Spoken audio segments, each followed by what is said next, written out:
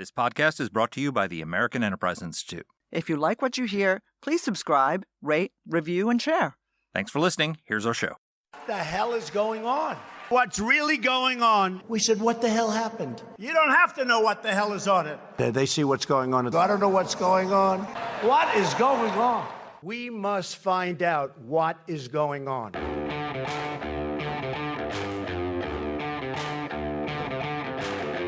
Hi, I'm Danielle Pletka. And I'm Mark Thiessen. Welcome to our podcast, What the Hell is Going On? Mark, what the hell is going on now?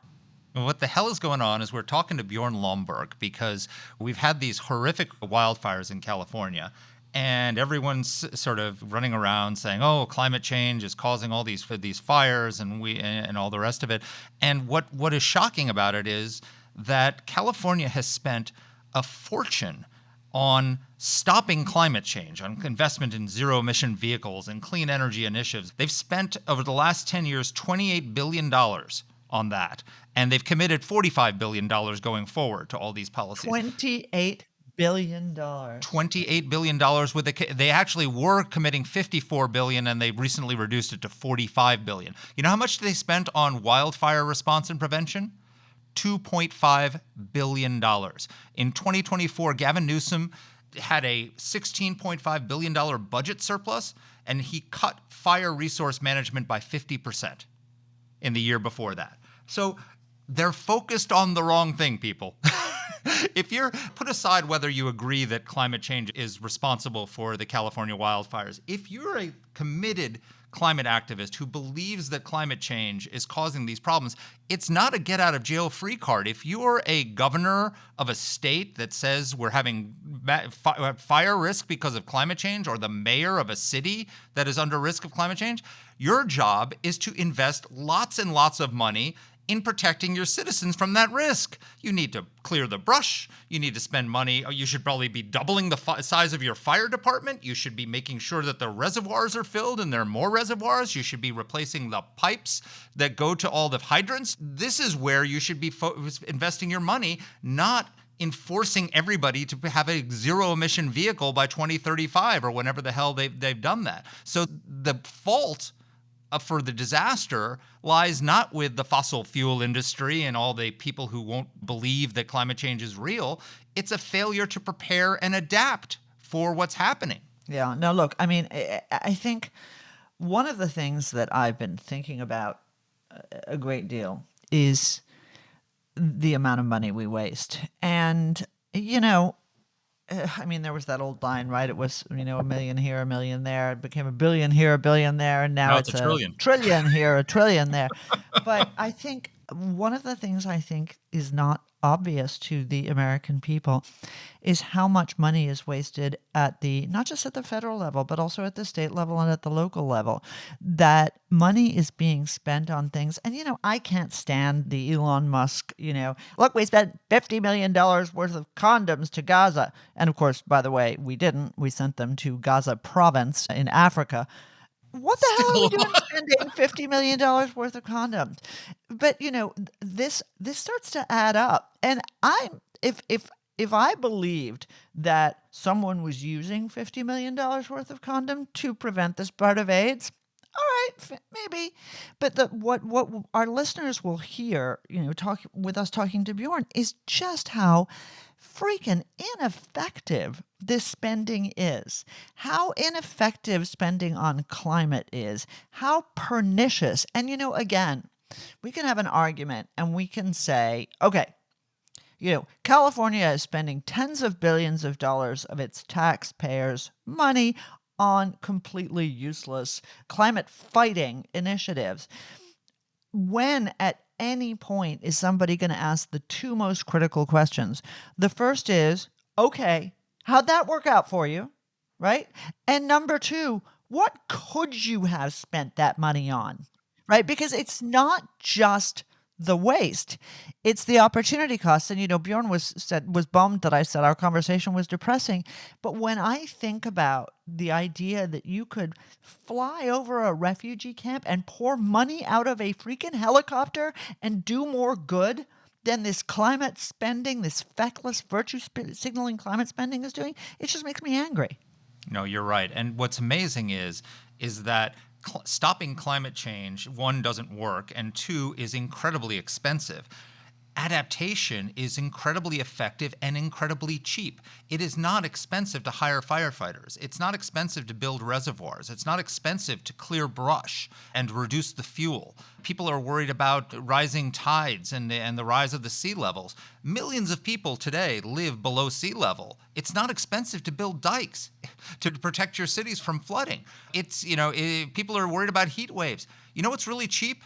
Air conditioners. Air conditioners are not expensive. So for every one of the disasters that the climate alarmists are telling us are coming around the corner because of climate change, there is a inexpensive and effective solution to those problems. I mean, there's a great story about the Getty Museum in California. I'm not going to go through it here, but we'll link to it in the Substack.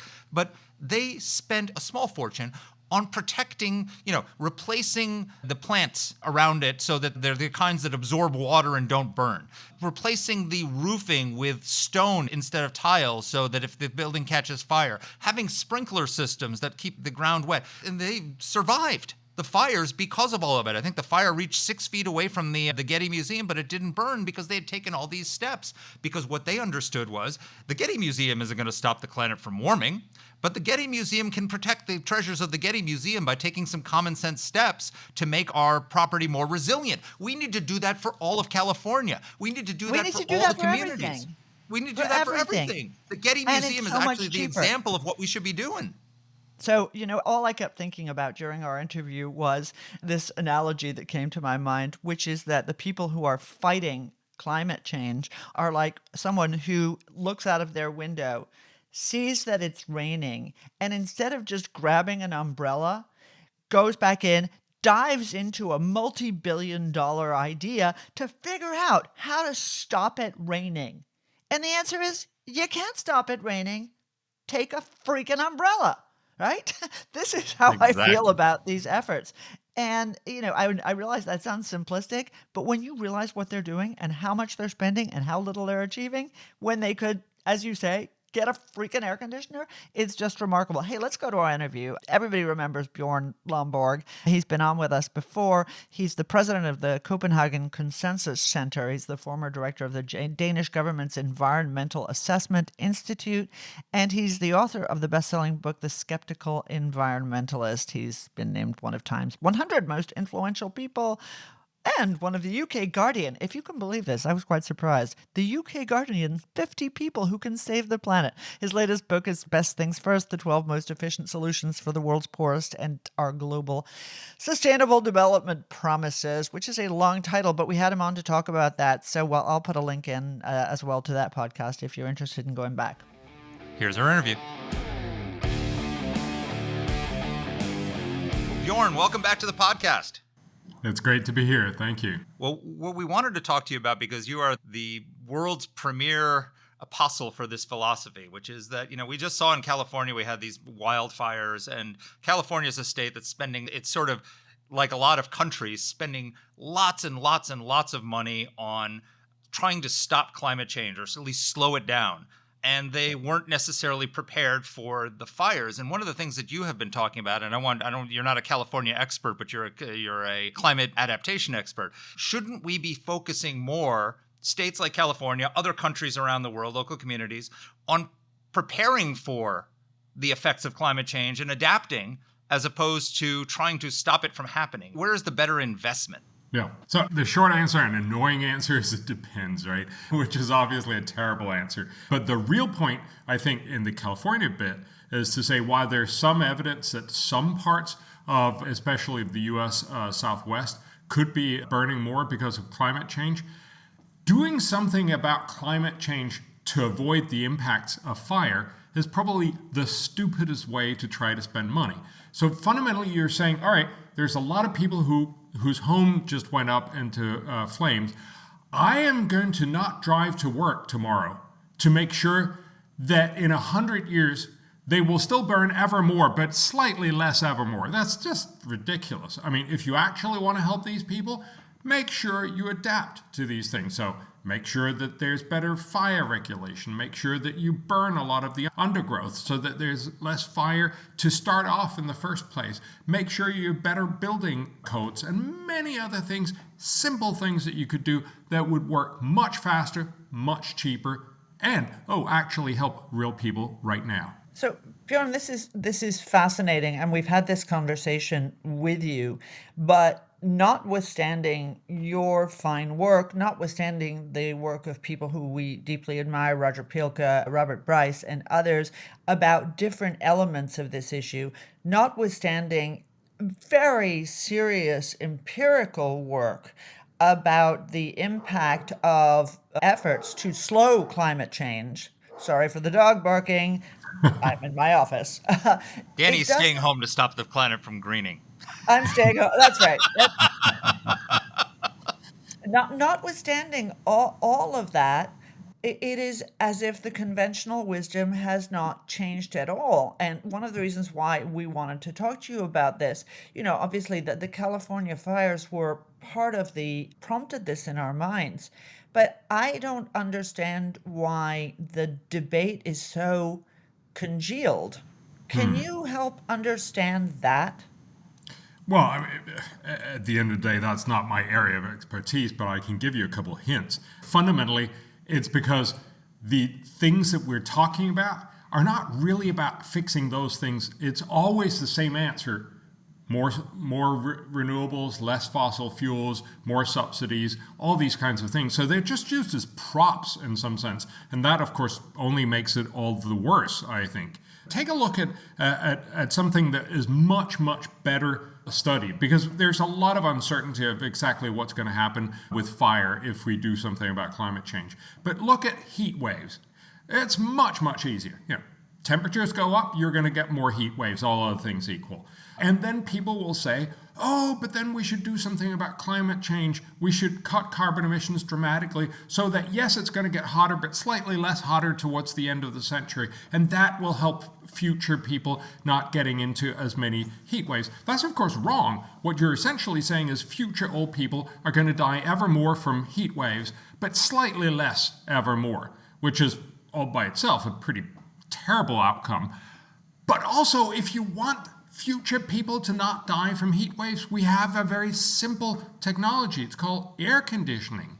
We know that this is what works. And look, I'm not pretending that we should somehow air condition the entire world or anything, but we should simply make sure that people have the opportunity to get inside cooled areas, in those 1, 2, 3 days where it's incredibly spiked heat. And that's where you do this benefit. So France learned this back in 2003 when we had this enormous heat wave over Europe that probably killed about 75,000 people just in France. And many of them, obviously, elderly people who were left alone in their apartments, in elderly care homes. And the simple solution, although everybody suggested the solution was to cut carbon emissions, which again will have virtually no impact and only in 100 years at trillions of cost, the simple solution was to get air conditioning into old people's home. France did that, much to its credit, apart from its rhetoric. And in 2015, when we had an even greater heat wave, very few people died because they were inside in air-conditioned homes. This is not rocket science. If you actually care about the things that you're talking about, you should be doing the incredibly effective, simple, easy things first. And then, of course, we should also talk about how we fix climate. You've also made the point that coal kills more people than heat. Yes. And that's, of course, one of those incredibly annoying points for most climate alarmists. Look, it is true that as temperatures go up, you're going to see more heat waves and then possibly more heat death, although we will undoubtedly fix much of that with air conditioning. But what everybody seems to be neglecting is the fact that many, many, many more people pretty much around the world die from cold. So globally, we estimate about 500,000 people die from heat, but 4.5 million, so 9 times more, die from cold.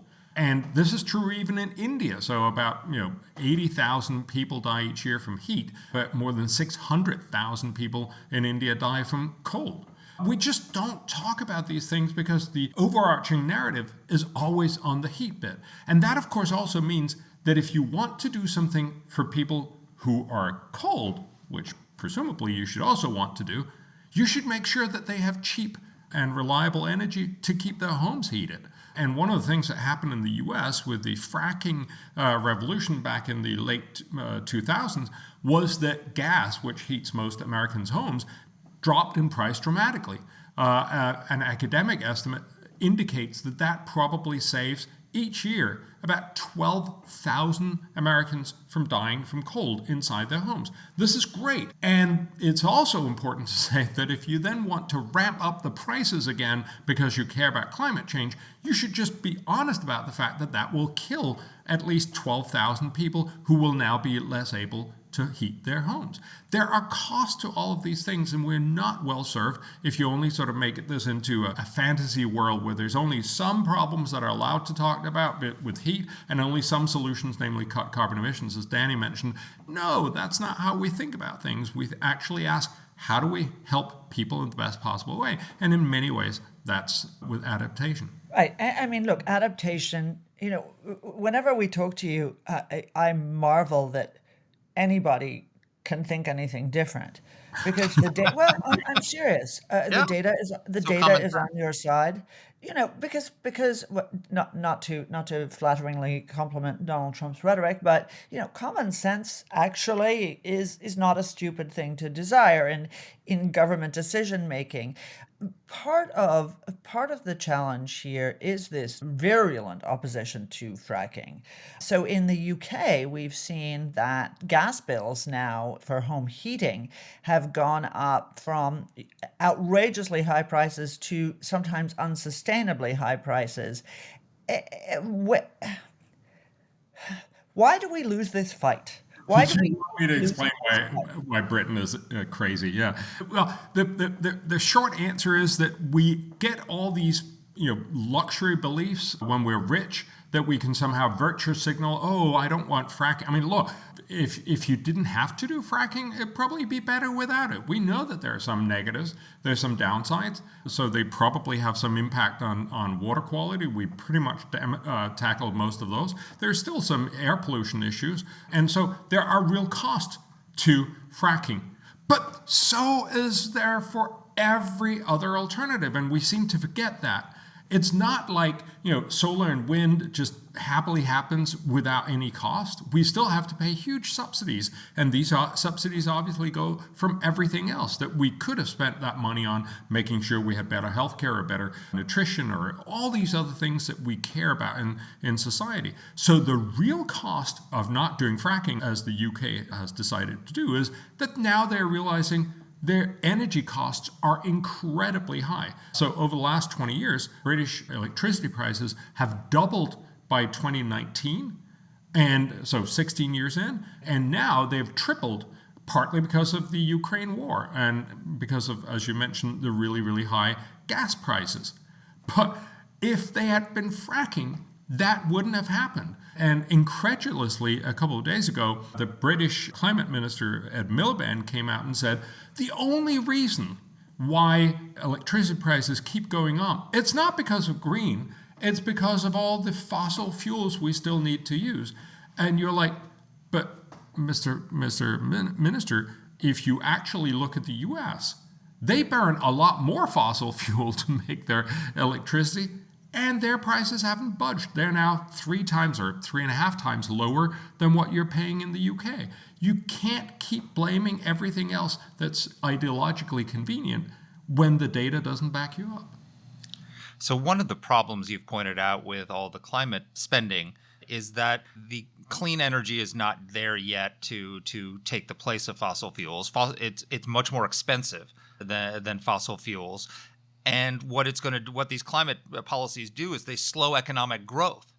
And what we need to do is actually increase economic growth to better people's lives and also to afford to do all of the adaptation that we need to stop climate change. So the climate mitigation policies are undermining climate adaptation, and also probably hurting more people in terms of hurting growth and opportunity for a better life than if we hadn't done them in the first place. Is that Oh, fair? absolutely. There's a wonderful sort of example of this, which is a very broad-based one. The UN has 5 different scenarios for the world's future. This is what goes into the UN Climate Panel reports. And the 2 sort of most favorable ones is the sustainable scenario, the SSP1, which is all good green stuff and the one that the UN loves.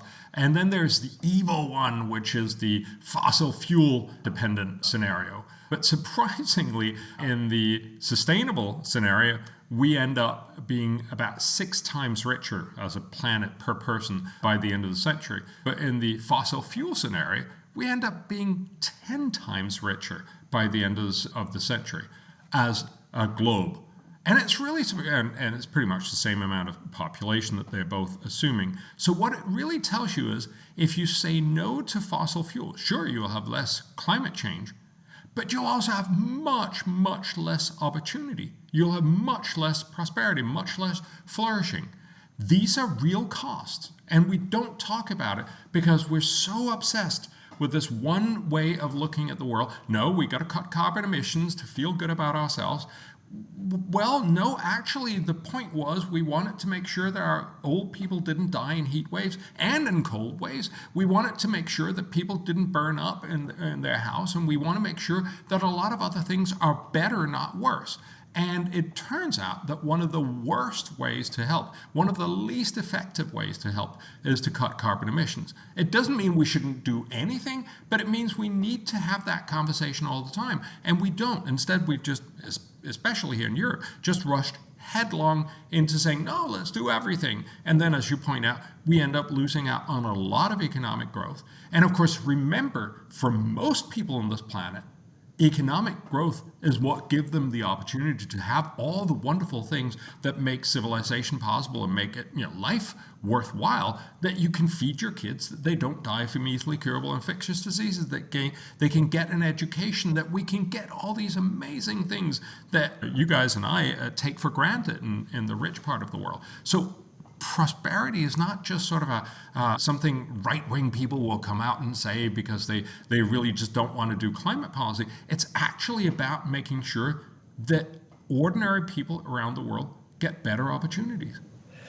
So, Bjorn, I want to press you on the detail of something you said. So you made this fascinating comparison to the sort of sustainable growth versus the carbon-based growth estimates that are put out by the United Nations Commission. And you said, if you go with the sustainable, it's great, you'll have 6 times economic growth, and if you go with the other route, you'll have 10. He said, now if you go the first route, you'll have obviously more impact on climate change.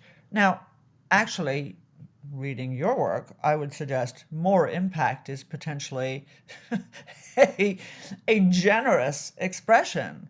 In this great piece that you wrote in the Financial Post at the end of January, you talk about the trillions of euros cost of the European climate change plans in order to achieve by the end of the century a reduction in temperature of 0.004 Celsius. I mean, that's my big question. For all that we're spending, are we actually getting the results, the bang for our buck?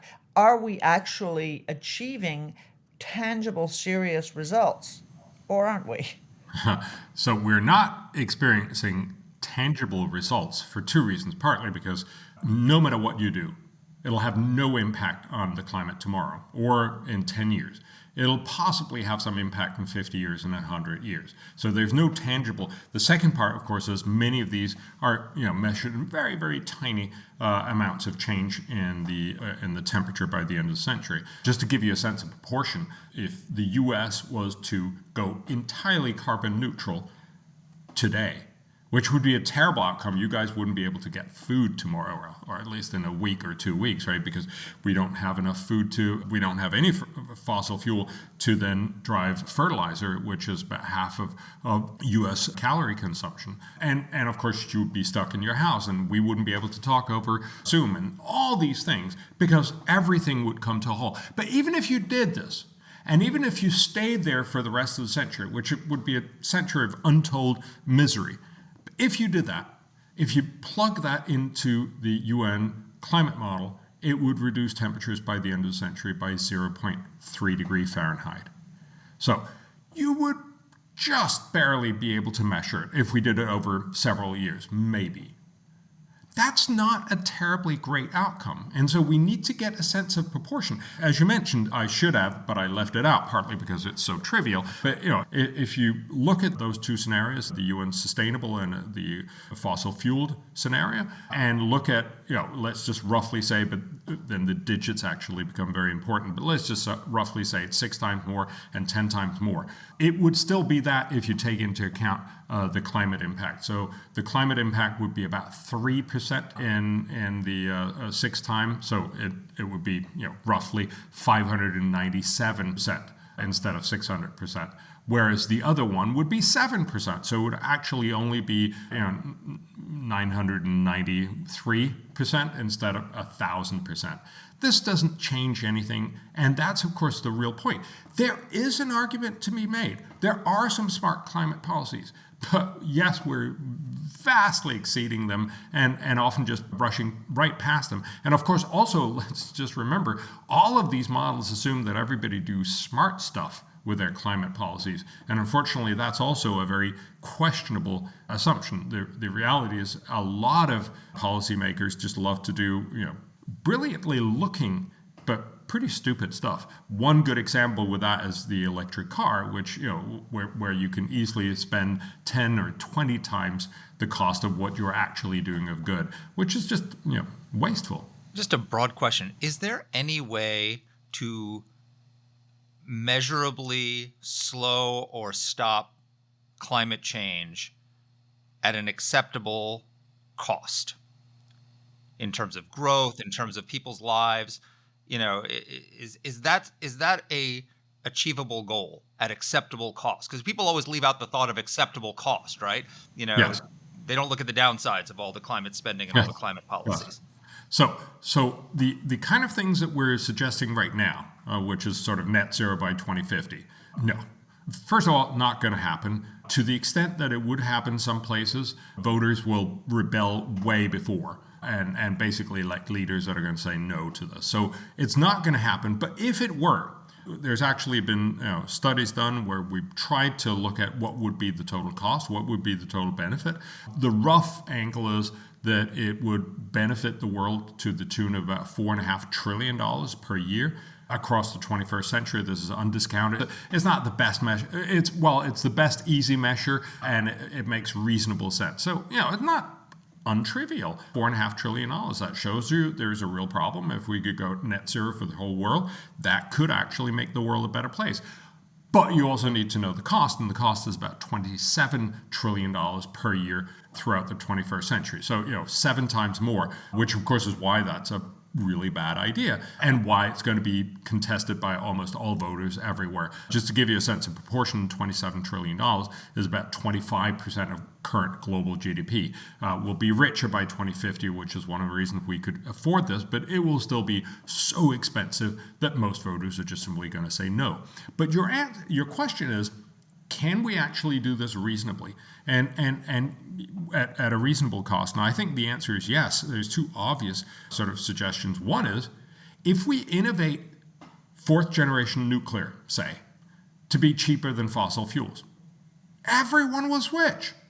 We're done. That's not entirely true because there's a lot of things that are not electrified and all that stuff, right? You needed a lot of footnotes to this. But fundamentally, if we get a technology that's green and cheaper than fossil fuels, we're done. Everyone will switch. You don't need any arm twisting at endless UN summits, and we'll just get it done, and we'll be richer for it. That's, of course, why innovation is such a great idea. This is why we've solved all other problems in the past through innovation and not through immiseration, right? We've never succeeded in solving big problems by telling everyone, I'm sorry, would you mind being poorer, colder, more miserable? You can't drive your car and you can't eat meat and all that stuff. But, just do it for a couple of, or 3 or 4 decades, and then we will fix one of the important problems. That will never work. But what will work is, oh, here's a cheaper gizmo that actually fixes all the problems, and you'll want it because it's cheaper. That works. So that's one way of thinking about it. I suspect that you were also looking for a more fun solution, and that could be, sort of geoengineering. So that's one of the things that a lot of people have been looking at. The big problem with CO2 is that we're emitting this trace gas, which makes the world slightly less reflective, if you will. That's not quite true, but that's why it used to be called the greenhouse effect. It essentially makes the world a little hotter. It's like putting a tiny, tiny blanket around the world, right? So if we could undo that blanket with another geoengineering technology, one way we could do that is like volcanoes do. Back in 1991, there's a big volcano in the Philippines that burst up a lot of sulfur dioxide into the stratosphere. That's what volcanoes do, and that sulfur dioxide put itself around the world like another blanket, but a different kind of blanket. It reflects sunlight back into space. And so it actually cooled the planet for a couple of years. If we did something along those lines, but kept it up and did it a little more for fairly little money, so we're talking the order of 10 to 100 billion dollars in total over the 21st century, we could probably avoid global warming. Now, I'm not saying we should do that. Please don't take that as if we should just start doing that tomorrow. But I'm saying we should look into it. And we should certainly consider this if there's really some bad drawbacks to climate change that we hadn't considered, because this is something we could actually do at really low cost that would invert most of, not all, but most of climate impacts. So we should definitely be considering it. And again, this is, sort of 5 or 6 orders of magnitude. So it's, somewhere between 10,000 and 100,000 times cheaper than what everybody else is suggesting, which probably makes it a slightly better deal. So, Bjorn, I'm sorry to sound naive, and I probably have done this before when we've had these conversations. I'm at a loss. I recognize, and with all the conversation about Doge and Elon Musk in Washington, Mark and I know all too well that governments are never interested in outputs. They're only interested in inputs, right? What did you do for Sudan? We spent $2.5 billion. What did you get? We spent $2.5 billion. Yes, but what did you get? We don't know. But in the case of, in this instance, you are talking about demonstrable issues. You're talking about the expenditure. Let's not even look forward. Thus far, of trillions of dollars with no discernible impact. And to the contrary, outraged by the left in America when Donald Trump pulls out of the Paris Accords, which I cannot quite figure out what the provenance is. So what's the other side's best argument, and why are people who make sense, not climate quote unquote deniers, but people who make sense like you, not the dominant discussion in politics, especially given the incredible need, the debt burden we have, the incredible need we have to cut spending? So I would suggest that it's because this is not about fixing the climate. This is about virtue signaling. And obviously, what I'm suggesting doesn't make you feel particularly good. It just happens to fix the problem. Whereas Makes me feel good. Yes, and that's of course why I'm on your podcast and not the other side's podcast. So look, if this was really about solving the problem, and again, I'm a little more sanguine about a lot of problems. A lot of people want to solve a lot of problems, and a lot of things don't get politicized. And those problems we actually fix. I don't know if you've ever thought about this. This is something that sort of blows my mind every time I think about it. Roads are designed incredibly carefully so that they go up and down, and they're bent in the right way so that they draw out the water when it rains really heavily. I'm just amazed that we have literally tens of thousands of miles of road, and some people have designed them incredibly carefully. So most of the time when I drive on them, there's not going to be a lot of flood. And the reason why we notice is because every once in a while there is, and you're really annoyed about that. But the truth is, we have lots of smart people who keep us alive and keep us safe in so many different ways. Same thing with hospitals, same things with lots of other things. So there are a few places where this doesn't happen, and climate change just happens to be one of them, because you can win so much more by being the guy who says, the world is on fire, or the world is going to end. But if you vote for me, and if you give me a lot of money, I will make it go away. And that's what we've been playing on for 20, 30 years. So I totally get why politicians keep saying it. It's a great gift that keeps giving, and honestly, if you look at a lot of people in Germany and elsewhere, they feel good about it. They feel good about being poor and good about having higher cost of energy, because that means we're doing something. That means we matter, and I get that. I just wish they would do something that actually did good, and stuff that actually mattered. And again, that's the conversation that we're having. So I think if you can get people to realize, oh wait, this is an incredibly ineffective way to help people, here are some incredibly effective ways to help people by making sure that you adapt, that you make lots more innovation so we eventually fix climate change, and that you make sure that people get better off, that you lift people out of poverty. Those are the ways that you solve problems, and real problems for people. That'll be great.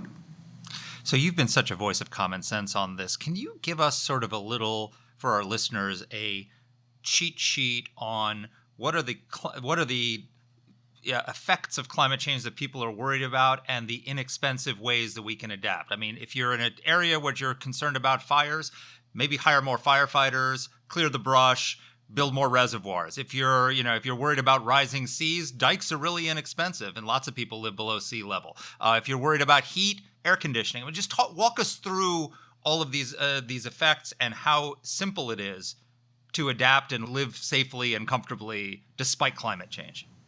So, yeah, thanks. So, Mark, you just took away all the examples. Sorry.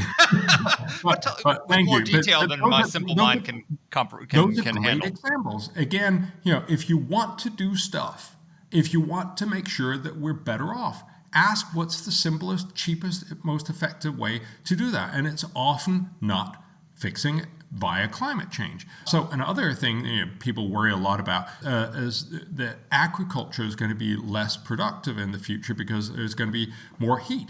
So we should cut carbon emissions and hence help the world. But of course, you need to remember that if you do that, you also make, for instance, fertilizer more expensive. And we know from research that very likely will end up meaning more people go hungry rather than less. So your good intentions will turn into terrible outcomes. Instead, and again, this sounds almost like a broken record, right? Do innovation. This is what has made the world such an incredible place. This is why American farmers now feed a very, very large part of the Earth's population. Unfortunately, we take a lot of it and put into cars instead, right? But the fundamental point remains: make yields higher.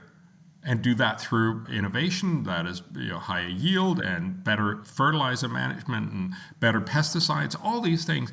And we could make the world much, much better fed, instead of saying, oh no, we got to do it through climate policy, and actually end up making more people starve. And all the other things you talked about with dikes for sea level rise and air conditioners for heat waves and so on. There's simple solutions to all of these. On the fire that we started off with, there's a guy, he's just transitioning right now to another institute, but Patrick Brown, who's been doing some amazing modeling work where he actually looked at what will be the impact if you run the same fires that you see in Los Angeles, or you saw in Los Angeles last month? What would be the outcome if we ran them in 2050? Because it would be hotter. What he shows us, yes, there would be a little more fire. He finds about 7% more. So there is a real issue here about climate. But what he also shows us, if you went all in and tried to do everything you possibly could with climate policy, how much would it then burn in Los Angeles in 2050? Turns out about 5% more. So literally all of the stuff that we've been doing would reduce fire by 2%, from 107% to 105%. Oh, but there's another way, which you just mentioned: clear up the underbrush. and you'd have 16% less fire. That's much, much easier, much cheaper. Oh, and it works right now. So again, get those simple points. But then also remember that if we stop obsessing about this one thing, namely climate change, and one solution, namely cutting carbon emissions, starts opening it up and say there's lots of different solutions to lots of different problems, we also realize that for most people on this planet, it's not really about climate. Most people, especially poor people, don't sit around and say, oh my God, I really worry about what the temperature is going to be in 75 years. They actually worry about the fact that their kids might die tonight from tuberculosis or malaria. They worry about not having enough food. They worry about not having jobs, all these other simple things where we have lots of other solutions that are incredibly cheap. Just to give you one example, we know how to fix a lot of the education problem in the world with tablets that actually teach kids really smartly, 1 hour a day. That's how you do it. It's cheap and it's incredibly effective. Let's do all of that, and we can do that if we stop worrying so much. So just walk us through a couple of examples. If you're a community that is worried about rising sea levels, what do you do to prepare for the rising sea levels? I can't remember the statistics, but you've talked about how many millions of people live below sea level. Yeah, already. So it would be, if we don't do anything, researchers project that 187 million people are going to get flooded each year by the end of the century at a high sea level rise scenario. And that number has been reprinted in the New York Times and Washington Post and many other papers around the country. But the reality is, if we do adaptation, so that's basically, as you pointed out, build more dikes, build more sea defenses, make sure you have better water management, that number goes down to about 15,000 people. Wow. Per year. So it literally eviscerates this issue. Now, if you do climate policy, so if you spend another couple of $1,000 trillion, you can actually reduce that number down further to just 10,000 people. So climate policy can do 5,000 people. Adaptation can do 187 million. That's what you really need to take away from that conversation. So again, this is not rocket science. This is not even something you need to terribly worry about. You should obviously tell your politicians. Again, this is not, unlike many other adaptation measures where you buy your own air conditioning, you can't really buy your own dike. You really need to make this for the entire city or for the entire region. But we know how to do this, and they've been doing this since the Babylonians. We can do this. So how about some other scenarios? We were talking about fires. If you were advising the city of Los Angeles, the state of California, or any community that is at risk of higher fire because of climate, what adaptation would you recommend there? Well, two things. You need to get more of the undergrowth burnt. We know that California is heavily fueled, because it's basically been preventing fires for almost a century, and that's built up a lot of fuel. So when you have fires, they become incredibly strong and intense, and that's one of the reasons why you see such big disasters. If you made prescribed fires, you could get rid of a lot of that. Now, there's going to be some protest because people don't like prescribed fires either because they make air pollution. So they'll say, no, don't do that. And then they'll be successful a couple of times, and then the whole neighborhood will go in a fire instead. Not a good outcome, but you need to tell people this. The second part, of course, is zoning and simple procedures to how you do. Basically, you probably should tell people not to build in the Palisades in Los Angeles, or at least tell them very clearly you're going to be entirely on your own, because this place is going to burn. That's what it did before humans were here. That's what it's going to do again. We are not going to come and save you. In a sort of European mindset, we would just tell people, don't do that. It doesn't go down so well in the U.S., but at least we should make sure that people realize. And then, of course, we should have building codes that are much better, so that you don't have houses standing right next to each other, but you have big gaps where you can stop the flames. And again, there's a lot of ways that you can do this. Have better vegetation that doesn't dry out as much, so it becomes tinder and all these things. We know most of these ways to do it. They're cheap, simple, easy. Do them. But of course, it makes a politician much less popular, both because they're now imposing stuff on people and also because they're not getting the benefit of saying, the world is ending, vote for me. How about hurricanes? Hurricanes, it's the same thing. You need to make sure that people don't build near where hurricanes landfall. So, many of the very coastal small islands in the U.S. have been built up immensely. Part of this is because we subsidize insurance. We basically have a lot of, and that's also true in California, but we have a lot of places where you basically subsidize these insurances by putting a maximum price on them. But the insurance companies know that hurricanes are going to hit here. And so if people were actually paying the real insurance rate, they wouldn't build there nearly as much. What I think people fail to recognize is how incredibly much people have built up in areas where hurricanes hit. And that's, of course, because those areas are incredibly beautiful when a hurricane isn't hitting, but it just doesn't help. So over the last century, the U.S. population quadrupled, but the Florida coastal population increased 68-fold. So not surprisingly, when you just have lots more people with much more expensive homes, of course you get bigger damages. And the simple solution to that is to tell people you can't build everywhere. But also just, we know from Hurricane Katrina, had you asked people to basically pay for $5 clamps on their roofs, this would be more than $5 because you need quite a few of them, but fairly small amount of money to hold down the roof, you would get much less damage. One estimate showed that you'd get 1/10 of the total damage cost if you just kept, had a way to make sure that people kept their roofs on their houses, and then, of course, their entire home wouldn't get destroyed, or would be much less likely to get destroyed. These are simple gestures that we know work incredibly well. So, an exit question for me. I always get depressed when we talk. I want to know. I want to hear. What? You get depressed? I want to hear something optimistic. Well, I get depressed because of the lost opportunities Okay, at yeah. the end of the day. Right, I see them as opportunities, but I hear you.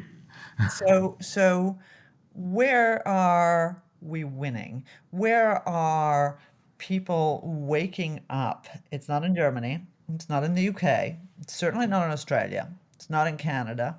It's not in California, although it may well be in Washington. I don't know. Is there anywhere where you can point to where people have woken up and smelled the coffee, as we say here? And that's my last question. So you're right that people still haven't woken up to the necessary degree. But what I'm seeing is very encouraging, simply because the price increase is becoming so unsustainable that people are really not willing to accept it. Here in Europe, there's another entirely or relatively separate issue of immigration, which I think is bigger to many people because it's a question of their livelihoods and their culture and everything.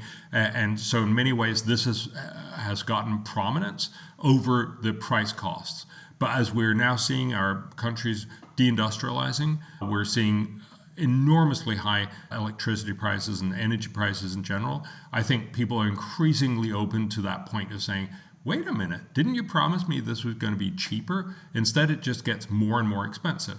I don't know if you've seen this graph, which I actually think is one of my best works, and it's just surprising that hasn't been done before. But if you just take countries across the world, out the x-axis, you look at how much of your electricity you get from solar and wind. And then up the y-axis, you get how costly is your electricity. So this is the average across both households and industries. So this is the average cost per kilowatt hour of electricity. And what you would imagine is that the more solar and wind you get from the campaigners is that it would get cheaper and cheaper, and it does not at all. It just gets more and more expensive. So you have Indonesia and India and China down the bottom, little solar and wind and very cheap prices. And then you have the US a little higher up, and then you have the EU much higher up on both accounts. And there's literally no country in the world where you have lots of solar and wind and low energy prices. There are lots of countries where you have lots of solar and wind and very, very, very, very high electricity prices. And that, I think, is something that people are waking up to, realizing, wait a minute, we've been sold a bill of goods. And also, by the way, all those countries, whether the energy is cheap or not, they've got lots of dead whales and dead birds.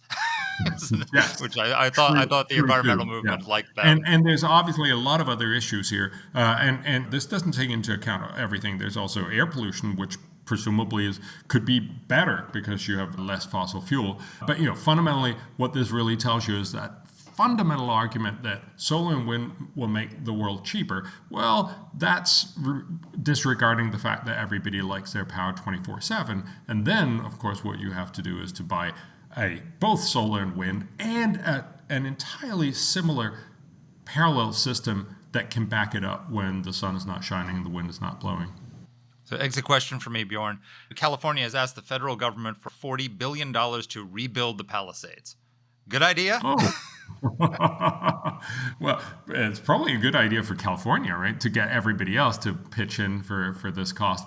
But it's obviously a silly argument. Again, why would you want to rebuild on a place that you know is going to burn down once more? Fundamentally, we need to get real about some places you can't build, some places you can't live because they're just too dangerous. People understood this in the past. That's why a lot of people didn't live where hurricanes were hitting. And we should stop pretending that, it's only now because of climate change that this happens, or likewise with fires. Remember, again, California used to burn a lot more before humans. So it's not like climate change has suddenly made it more. What has happened is that we can't keep the level of fire down quite as much as we used to. But that's because we kept it down at zero for a very long time, and that is a bad idea. So we just simply need to get smarter. And I think the way to do that is if we stop being scared witless. This is not the end of the world. It's a problem. Then we can start being more smart, and that would be a great outcome. Such common sense. Too much common sense. We can't do that. Spend a lot of money Can't instead. handle the common sense, Bjorn. Thank you, Bjorn. It's always such a pleasure. Danny, what do you think? So what I think is that people like Bjorn need to be at the forefront of how we think about government. One of the things I don't like about Elon Musk is the pleasure that he takes from throwing people out of their jobs. The blowtorch, the chainsaw. People are people. And similarly, people who live in coastal areas, people who live in hurricane-affected areas, these are people who worry, right? And our response to them is, we're going to force the insurance company to insure you. And the answer is, we're going to subsidize you to move because you are going to be in the path of a hurricane. Because it's happened 8 times before, and you cannot ask the rest of the world to bear the cost of your insurance so you can live in this pretty place. There are such simple answers to things, and that's what we need. We need to be a little bit more straightforward. Well, I disagree with you on Elon Musk because I think a lot of those people he's firing aren't coming to work to begin with. If you can't answer an email that says, give me 5 things you did last week, which he said is not, he didn't even care about the 5 things. He just wanted to see if anybody answered. It was at the other end of it. So I'm much more in favor of Doge. Let's be honest. No, I'm not with you on that. But anyway, putting all that aside, putting that aside, I don't think we should be sending $40 billion from the federal government to California to rebuild the Palisades. Maybe the first step would be to say, no, hell no.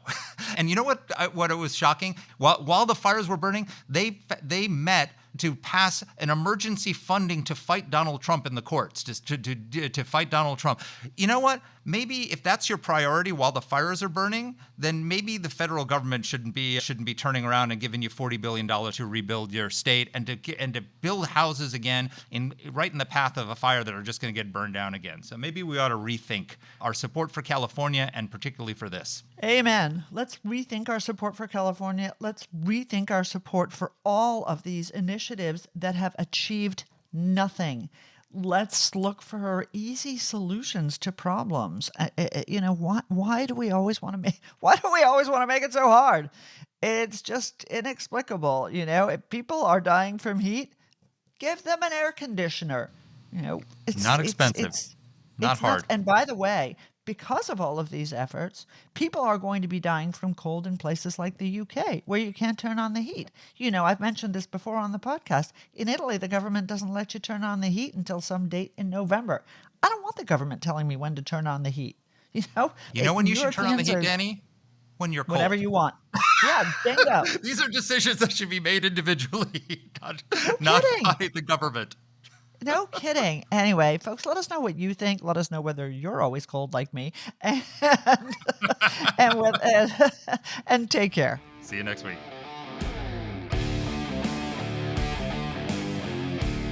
Let us know what topics you'd like us to cover. You can get in touch with the show by emailing us at whatthehell@aei.org. Or you can reach us on Twitter. I'm at @dpletka. And I'm at Mark Thiessen. That's Mark with a C. Please rate and review the podcast. If you like the show, please subscribe, share it, comment on Apple Podcasts, or wherever you're listening to this. Thanks for listening.